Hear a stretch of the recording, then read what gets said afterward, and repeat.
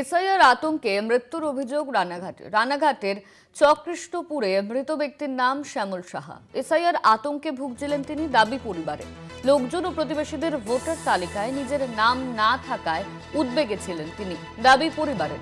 আর এই ভয়ের থেকে এই ঘটনা, এমন কিন্তু বলা হচ্ছে পরিবারের তরফে।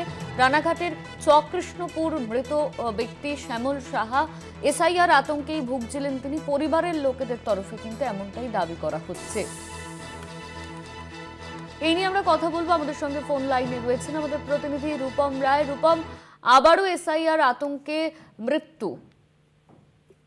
একেবারে অন্য তোমাকে জানিয়ে রাখি, নদিয়া রানাঘাট ১ নম্বর ব্লকের কালীনারায়ণপুর পাহাড়পুর গ্রাম পঞ্চায়েতের অন্তর্গত চকৃষ্ণপুর গ্রামের ঘটনা। এবং এখানে এক ব্যক্তির মৃত্যু ঘিরে চাঞ্চল্য ছড়িয়েছে। তবে মৃত ব্যক্তির নাম যেটা জানা যাচ্ছে শ্যামল সাহা। এবং পরিবার এবং প্রতিবেশীদের দাবি যে দীর্ঘদিন ধরে এসআইআর যবে থেকে নির্বাচন কমিশন ঘোষণা করেছে তারপর থেকে তিনি আতঙ্কে ভুগছিলেন। তবে পরিবার সূত্রে জানা গেছে ২০০২ সালের ভোটার লিস্টে এই শ্যামল বাবুর নাম না থাকার কারণে তিনি দীর্ঘ মানসিক উদ্বেগের মধ্যে থাকছিলেন এবং রীতিমতো গভীর হতাশা এবং মানসিক চাপে পড়ে যান।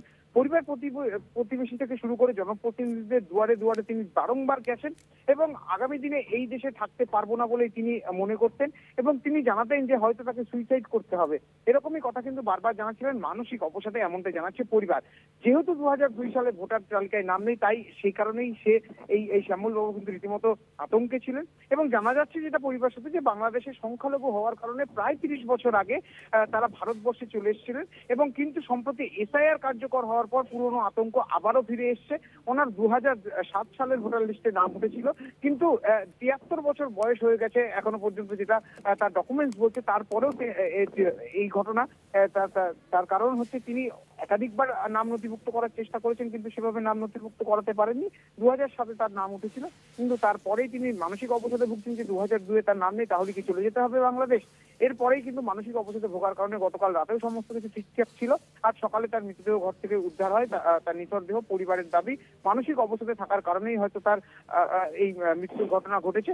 যদিও শাসক দলের পক্ষ থেকে এই ঘটনার প্রতিবাদ জানানো হয়েছে এবং এই ঘটনাকে নিয়ে রীতিমতো কটাক্ষ করা হয়েছে। যদিও বিজেপি সাংসদ, রানাঘাট লোকসভা কেন্দ্রের বিজেপি সাংসদ জগন্নাথ সরকার, তিনি এই ঘটনার দায় পুরোপুরি তৃণমূলের উপর চাপিয়েছেন। তার কারণ সাংসদ দাবি করছেন যে এই তৃণমূল কংগ্রেস মিথ্যেভাবে এই আতঙ্ক ছড়াচ্ছে, আর যার জন্য সাধারণ মানুষের মৃত্যু ঘটছে। এবং তিনিও স্বীকার করছেন এসআইআরেই মৃত্যু হয়েছে। যখন তৃণমূল কংগ্রেস দাবি করছে সেটা একেবারেই সত্য, সেটা তৃণমূল কংগ্রেসের কারণেই এই ঘটনা এখন রীতিমতো শুরু হয়েছে রাজনৈতিক চর্চা এবং এই মৃত্যুর ঘটনায় পরিবারে নেমেছে শোকের ছায়া।